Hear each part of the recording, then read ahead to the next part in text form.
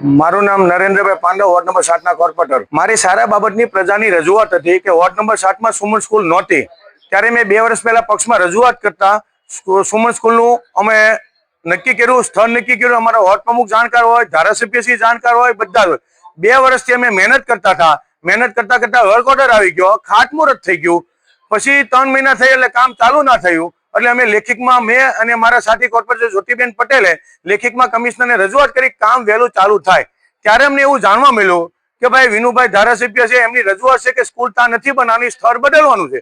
મેં કહ્યું કોઈ વાંધો નહીં. એટલે હું અને મારા સાથી કોર્પોરેટર જ્યોતિબેન વિનુભાઈ ધારાસભ્ય સાથે રજૂઆત કરી કે સાહેબ આ સ્કૂલ બદલવાનું કારણ શું, કોઈની રજૂઆત છે, કોઈની ફરિયાદ હોય તો અમને કહો તો અમે સાથે રહીને નિરાકરણ કરીએ.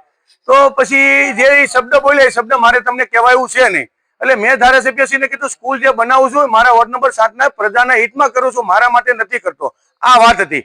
ત્યાર પછી મને પ્રજાની ગઈકાલે રજૂઆત આવી કે સાહેબ તમે જે વોર્ડ નંબર 7 માં સ્કૂલનું કામ કહો છો એ તો વોર્ડ નંબર 8 માં સ્કૂલ ચાલુ થઈ ગઈ. મેં કહ્યું ના હોય.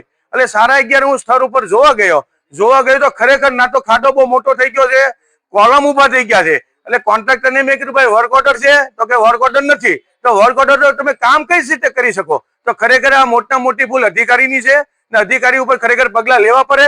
વર્ક ઓર્ડર હવે પછી ભલે ત્યાં કામ ચાલુ કરે, મને કોઈ વાંધો નથી.